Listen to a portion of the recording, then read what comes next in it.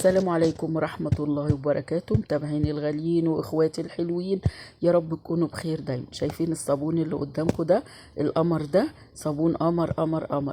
شوفوا جميل ازاي وناعم بقى. لو مسكينه زيه مسكتوه بايديكوا زي ما انا ماسكه كده، وقوة يعني النعومة بتاعته نعومة جامدة. انا لما ايديا بس كده مجرد ما مسكته وقطعته، بعد كده رحت غسلت ايدي، كان عامل رغاوي كتير قوي على ايديا. فما بالكم بقى على غسيل الهدوم. انا عملته كده، شايفين وانا بقطعه تقولوا ايه؟ حتت جاتوه. جميل قوي وناعم. ويعني انا عاملاه بمقادير بسيطه ومكونات موجوده في كل بيت، مش هتكلفنا كتير. ممكن نغسل منه، نعمله نبشره الغسالات العاديه، نعمل منه صابون المواعين، ندعك بيه البقع اللي على الهدوم اللي هي صعبة. يعني ليه استخدامات كتير قوي. انا اقول لكم دلوقتي انا عملته ازاي. هنعمله النهاردة بالكوباية دي كده. عندي كوباية بطاس او صودا كاوية، او حجر تسليك المجاري زي ما ايه بيقولوا عليه في البلاد العربية. انا حطيته كده في حلة، وحطيت عليه كوباية مية، وقلبته كده كويس. بس يا حبايبي النصيحة، انت لو هتعمليه ما تخليش اطفال جنبك. انت كمان حطي كمامة لو عندك مشاكل في الصدر، ولا آه يعني برد ولا حاجة، عشان هيزود الكحة يعني لانه بيطلع ابخرة صعبة قوي. انا دوبت فيه كده، دوبت البطاس وسبته ركنته على جنب. هجيب بقى انا عندي كده هعاير بكوباية الزيت، 5 كوبايات من الزيت. طبعا احنا عشان نصفيه، لو صفيتيه بمصفة الشاي هننزل شوائب برضو. فانا حط حتة قماشة قديمة كده عليه، ويصفي الزيت عشان ينزل نقي كده وما فيهوش اي شوائب. طبعا انا لان المصفى صغيره وبينزل بسيط بسيط كده، فانا قلت ايه هنزل، قطعت الفيديو عقبال ما انزل بقيه مصفي بقيه ال5 كوبايات. وقلت ارجع لكم تاني، تبقوا عارفين انه انا عامله 5 كوبايات. حطيت دلوقتي على البوتاص 3 معالق كبار سكر هرميين، ومعلقه واحده ملح طعام. قلبهم مع بعض كويس قوي كده. بعد البوتاص ما داب وبرد، ولازم البوتاص يبرد قوي قوي خالص. ما تشتغليش بيه خالص وهو سخن، عشان لو اشتغلت بيه وهو سخن هيخلي الصابون ريحته وحشة. فلازم تسيبيه يبرد مش اقل من نص ساعة. دلوقتي انا حطيت كمان دي ايه، كوباية صابون مواعين. اي نوع صابون سايل عندك حطيه. دي بقى الاضافات. انا كمان حطيت ده باكو فانيش عشان يدينا قوة في النظافة، ويعلي الرغوة.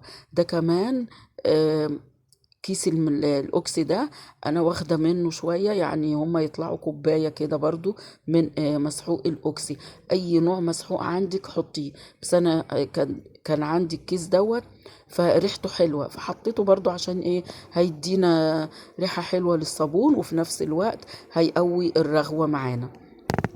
بس يا حبايبي كل ما هتنزلي حاجة لازم تقلبي فيها. أهم حاجة في تصنيع الصابون الصلب أو صابون المواعين التقليب.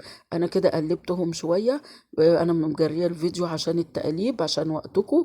ونزلت برضو البطاص وأنا مدوبة عليه 3 معالق كبار هرميين سكر، ومعلقة كبيرة هرمية ملح طعام. نزلتهم فأنا بقلب كده. لاحظتوا كده إنه يعني ابتدى يتقل. انا كان في بواقي كده حاجات بسيطه لازقه من البطاطس في الحله، انا رجيتها بشويه ميه ونزلتهم. زي ما انتوا شايفين كده يا حبايبي. تفضلي تقلبي بقى راحه جايه، قلبي قلبي. انا دلوقتي بس عشان آه، يعني ايديا تعباني، فتعبت من التقليب، فقلت اعمل بالهاند بلندر. انت عندك الهاند بلندر اضربي بيه. عندك خلاط، قريت لي خلاط قديم عامله للمنظفات، اعملي بيه. مضرب السلك اعملي. يعني شغلي نفسك كده باي طريقه تريحك. روحي وتعالي كده على المطبخ، ما تفضليش واقفة عشان ما تتعبيش. تقلبي فيه، روحي وتعالي قلبي فيه زي ما انتوا شايفين كده لحد لما يتقل كده. انا ابتدى يتقل معايا، فانا بس عايز وقت برضو. انا جبت الهاند بلندر اهو، هبتدي ان انا ايه اضرب فيه. زي ما انتوا شايفين بقى بقيت اشغل عليه الهاند بلندر